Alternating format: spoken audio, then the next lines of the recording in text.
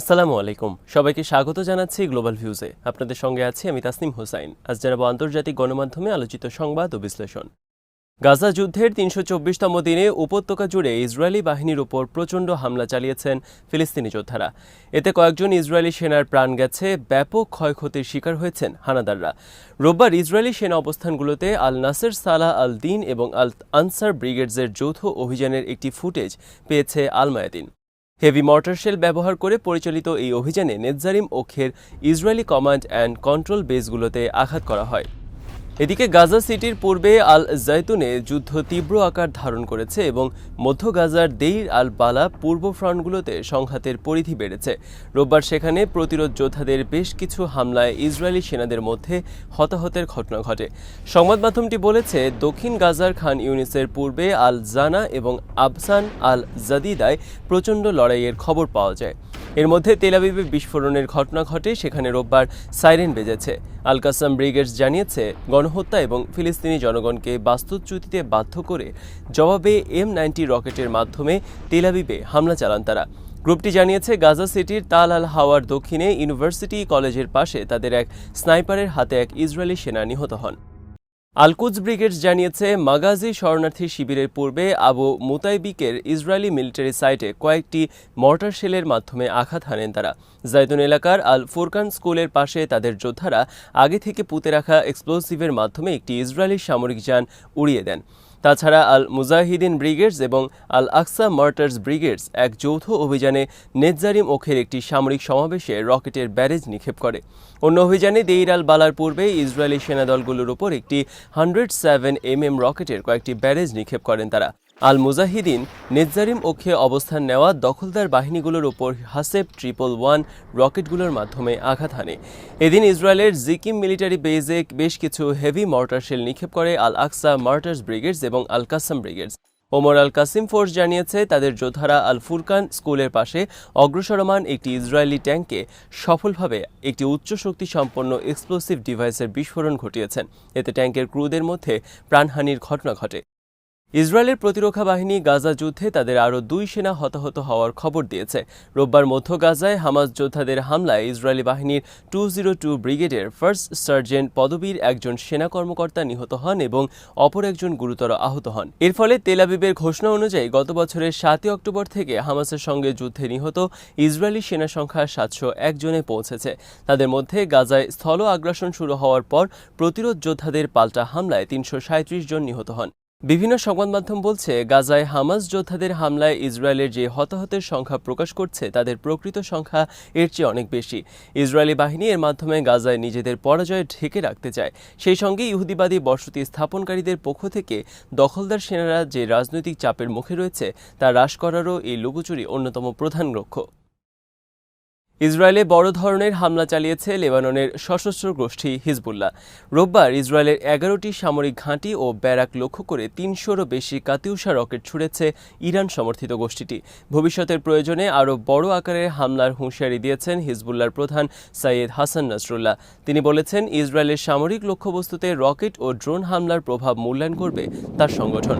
এই মূল্যায়নের পর হিজবুল্লাহ ঠিক করবে সংগঠনের কমান্ডার ফুয়াদ শুকুর হত্যার বদলা নিতে তারা ইসরায়েলের বড় পরিসরে আরও হামলা চালাবেন কিনা। হাসান নাসরুল্লাহ রোববার টেলিভিশনে দেওয়া ভাষণে বলেন, হিজবুল্লাহ তার পরিকল্পনা অনুযায়ী ইসরায়েলে হামলা চালাতে সক্ষম হয়েছে। ইসরায়েলি বাহিনী এবং হিজবুল্লাহ গোষ্ঠীর মধ্যে রোববার বড় ধরনের পাল্টাপাল্টি হামলার ঘটনা ঘটে। এতে 3 জন নিহত হওয়ার তথ্য পাওয়া যায়। এদিকে উদ্ভূত পরিস্থিতিতে 48 ঘণ্টার জন্য ইসরায়েলে জরুরি অবস্থা জারি করা হয়। হিজবুল্লাহর পক্ষ থেকে বলা হয়, জুলাইয়ের শেষের দিকে সংগঠনের কমান্ডার ফুয়াদ শুকুর হত্যার বদলা নিতে তারা ইসরায়েলে বিপুল সংখ্যক রকেট ও ড্রোন ছুড়েছেন। এর মধ্যে দিয়ে প্রথম পর্যায়ে সম্পন্ন হয়েছে এবং ইরান সমর্থিত হিজবুল্লাহ ও ইসরায়েলের মধ্যে স্মরণকালের মধ্যে সবচেয়ে বড় তীব্র পাল্টাপাল্টি হামলার ঘটনা ঘটেছে রোববার। এর প্রায় 12 ঘণ্টা পর হিজবুল্লাহ প্রধান নাসরুল্লাহ টেলিভিশনে ভাষণ দেন। তিনি বলেন, তারা ইচ্ছাকৃতভাবে বেসামরিক নাগরিক বা অবকাঠামোতে হামলার লক্ষ্যবস্তু করা থেকে বিরত ছিলেন। এর মধ্যে তেল আবিবের বেন গুরিয়ন বিমানবন্দরও ছিল। হিজবুল্লাহর প্রধান বলেন, হামলার ক্ষেত্রে তার সংগঠনের প্রধান লক্ষ্যবস্তু ছিল ইসরায়েলি ভূখণ্ডের প্রায় 110 কিলোমিটার ভেতরে একটি সামরিক গোয়েন্দা ঘাঁটি। এটি তেল আবিব থেকে মাত্র 1.5 কিলোমিটার উত্তরে অবস্থিত। তার সংগঠন এই প্রতিশোধমূলক হামলার ফলাফল মূল্যায়ন করবে। যদি ফলাফল যথেষ্ট না হয় তাহলে তারা আবারও বড় ধরনের হামলা চালাবে। অ্যাটাক ড্রোন পাঠানোর আগে তার সংগঠনের যোদ্ধারা ইসরায়েলের আয়রন ডোম প্রতিরক্ষা ব্যবস্থাকে বিভ্রান্ত করার কৌশল নেন। এরপর তারা ৩২০টিরও বেশি কাতিউশা রকেট সফলভাবে নিক্ষেপ করেন। লেবাননে চালানো ইসরায়েলের আগাম হামলায় হিজবুল্লাহর ড্রোন বা রকেট লঞ্চারের কোনো ক্ষতি হয়নি বলেও জানান নাসরুল্লাহ। হিজবুল্লাহ এক বিবৃতিতে জানিয়েছে, কমান্ডার হত্যার প্রতিক্রিয়ায় প্রথম পর্বের অংশ হিসেবে ইসরায়েলের যেসব লক্ষ্যবস্তুতে তারা সফলভাবে হামলা চালিয়েছেন সেগুলো হলো মেরন ঘাঁটি, নাফতালি জেইভ আর্টিলারি পজিশন, জাইতুন ঘাঁটি, জৌরার আর্টিলারি অবস্থান, আল সাহেল ঘাঁটি, অধিকৃত সিরীয় গোলান মালভূমির কিলা barrack, গোলানের UF barrack, Nafa ইয়ারদান in জিভিতিম এবং রামত নাফতালি ঘাঁটি। এই ধরনের অভিযান আরও কিছু সময় অব্যাহত থাকবে জানিয়ে বিবৃতিতে বলা হয়, যে কোনো ধরনের ইসরায়েলি সীমালঙ্ঘন এবং আগ্রাসনের জবাব দিতে তারা সর্বোচ্চ স্তরের প্রস্তুতি নিয়ে রেখেছেন।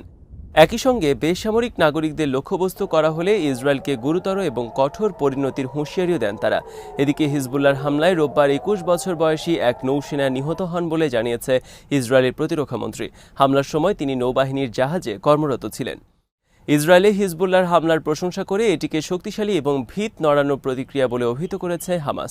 রোববার ইসরায়েলের হিজবুল্লাহর ব্যাপক হামলার পর এক বিবৃতিতে হামাস বলেছে, আমরা জোর দিয়ে বলছি, এই শক্তিশালী প্রতিক্রিয়া জায়নবাদী সরকারের জন্য একটি তীব্র চপটাঘাত, কারণ এই হামলা ইসরায়েলের অনেক গভীরে আঘাত এনেছে। হামাসের সামরিক শাখা আল কাসাম ব্রিগেডসের মুখপাত্র আবু ওবায়দা এই হামলার জন্য হিজবুল্লাহকে অভিনন্দন জানিয়ে বলেছেন, গত বছরের ৭ অক্টোবর আল আকসা ফ্লাড অভিযানের পর আমাদের লেবানিজ ভাইদের বীরত্বপূর্ণ অভিযানে আবারও প্রমাণিত হয়েছে ইসরায়েলের নিরাপত্তা ব্যবস্থা নড়বড়ে। আমাদের শাস্তি থেকে রেহাই পাওয়ার সুযোগ নেই তাদের। এটিও প্রমাণিত হয়েছে এখন আর সময় এবং স্থানের সীমাবদ্ধতা নেই। প্রতিরোধ যোদ্ধারা যে কোনো সময় যে কোনো ফ্রন্ট থেকে ইসরায়েলকে আঘাত হানতে সক্ষম।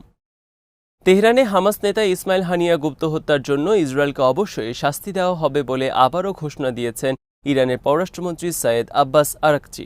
তিনি ইতালির পররাষ্ট্রমন্ত্রী অ্যান্তোনিও তাজানি ওনুমের সঙ্গে এক ফোনালাপে তেহরানের এই প্রত্যয় ঘোষণা করেন। রোববার রাতে অনুষ্ঠিত ফোনালাপে তিনি বলেন, তেহরানে ইসরায়েলি সন্ত্রাসী হামলার জবাব হবে অবশ্যম্ভাবী এবং অত্যন্ত হিসেব নিকাশ করে সেই হামলা চালানো হবে। ইতালির পররাষ্ট্রমন্ত্রীর সঙ্গে ফোনালাপের পর নিজের এক্স পেজে দেয়া এক পোস্টে ইরানের পররাষ্ট্রমন্ত্রী জানান, ইসরায়েল যুদ্ধের বিস্তার চাইলেও আমরা যুদ্ধ ছড়িয়ে পড়ুক তা চাই না, যদিও সেরকম কোনো কিছুর ভয় আমাদের নেই। সৈয়দ আব্বাস আরাকচি বলেন, অ্যান্তোনিও তাজানি ইরানের পররাষ্ট্রমন্ত্রীর দায়িত্ব গ্রহণ করায় অভিনন্দন জানানোর জন্য ফোন করেছিলেন এবং তাদের দুইজনের দীর্ঘ ফোনালাপে আঞ্চলিক পরিস্থিতি গুরুত্ব পেয়েছে। গত 2 দিনে ইরানের পররাষ্ট্রমন্ত্রীকে অভিনন্দন জানিয়ে যেসব দেশের পররাষ্ট্রমন্ত্রীরা আব্বাস আরাকচিকে টেলিফোন করেছেন সেসব দেশের মধ্যে রয়েছে মিশর, তুরস্ক, সৌদি আরব, ফ্রান্স ও ব্রিটেন। অবরুদ্ধ গাজা উপত্যকার উপর ইসরায়েলের চলমান গণহত্যা বন্ধের আহ্বান জানিয়েছে ইরান ও সৌদি আরব। একই সঙ্গে দুই দেশ যুদ্ধবিধ্বস্ত এই উপত্যকায় জরুরি ভিত্তিতে মানবিক ত্রাণ পৌঁছে দেওয়ার উপরও গুরুত্ব আরোপ করেছে। সৌদি পররাষ্ট্রমন্ত্রী প্রিন্স ফয়সাল বিন ফারহানের সঙ্গে ইরানের নতুন পররাষ্ট্রমন্ত্রী আব্বাস আরাকচির এক ফোনালাপে এই আহ্বান জানানো হয়। এই সময় দুই শীর্ষ কূটনীতিক গাজা উপত্যকার উপর ইসরায়েলি গণহত্যা এবং অপরাধযোগ্য চলতে থাকা এবং পশ্চিম এশিয়া অঞ্চলে উত্তেজনা ব্যাপকভাবে বেড়ে যাওয়ার বিষয়ে আলোচনা করেন। ফোনালাপে দুই পররাষ্ট্রমন্ত্রী ইরান এবং সৌদি আরবের দ্বিপক্ষীয় সম্পর্কের উন্নতিতে সন্তোষ প্রকাশ করেন এবং বিভিন্ন ক্ষেত্রে এই সম্পর্ক আরও শক্তিশালী করার প্রত্যয় জানান। সৌদি পররাষ্ট্রমন্ত্রীর সঙ্গে ফোনালাপের পর এক্স বার্তায় ইরানের পররাষ্ট্রমন্ত্রী বলেন, আঞ্চলিক দেশগুলোর সঙ্গে সংলাপ, সহযোগিতার সমন্বয় ও সহমর্মিতার ভিত্তিতে একটি শক্তিশালী ঐক্যবদ্ধ অঞ্চল গঠনে ইরানের পররাষ্ট্রনীতিকে জোর দেওয়া হয়েছে। ইরানের ইসলামী বিপ্লবী গার্ড বাহিনীর commander in chief major general Hossein Salami বলেছেন, ইরানের মাটিতে ইসরায়েলের সংঘটিত অপরাধের বিরুদ্ধে অবশ্যই প্রতিশোধ নেওয়া হবে। এ বিষয়ে তেহরান তার অঙ্গীকার পুনর্ব্যক্ত করছে। জেনারেল সালামি ইরাক সীমান্তবর্তী খোসরাভি ক্রসিং পয়েন্ট পরিদর্শনকালে কথা বলেন। গত ৩১ জুলাই তেহরানে হামাস নেতা ইসমাইল হানিয়া গুপ্ত হত্যার শিকার হন। এ বিষয়ে ইরানের সম্ভাব্য প্রতিক্রিয়া সম্পর্কে সাংবাদিকদের প্রশ্নের জবাবে তিনি বলেন, ইনশাল্লাহ আপনারা প্রতিশোধের বিষয়ে সুসংবাদ শুনতে পারেন। খোসরাভি সীমান্ত ক্রসিং পরিদর্শনের সময় জেনারেল সালামিকে ঘিরে একদল মানুষ ইসরায়েলের ধ্বংস এবং নিহত হানিয়ার রক্তের প্রতিশোধের দাবিতে স্লোগান দেন। হিজবুল্লাহ এবং ইসরায়েলের মধ্যে ক্রমবর্ধমান সংঘাতের কারণে রোববার ইসরায়েল এবং লেবাননগামী এবং সেখান থেকে আসা ফ্লাইটগুলো স্থগিতের ঘোষণা দিয়েছে ইউরোপের কয়েকটি বড় বিমান সংস্থা। ফরাসি সংবাদ মাধ্যমগুলো জানিয়েছে, ক্রমবর্ধমান উত্তেজনার কারণে এয়ার ফ্রান্স তেল আবিব এবং বৈরুতে তাদের ফ্লাইটগুলো সোমবার পর্যন্ত স্থগিত করার সিদ্ধান্ত নেয়। এয়ার ফ্রান্সের একজন মুখপাত্র বলেন, পরিস্থিতি পর্যবেক্ষণ করে সোমবার স্থগিতাদেশের মেয়াদ বাড়ানো হতে পারে।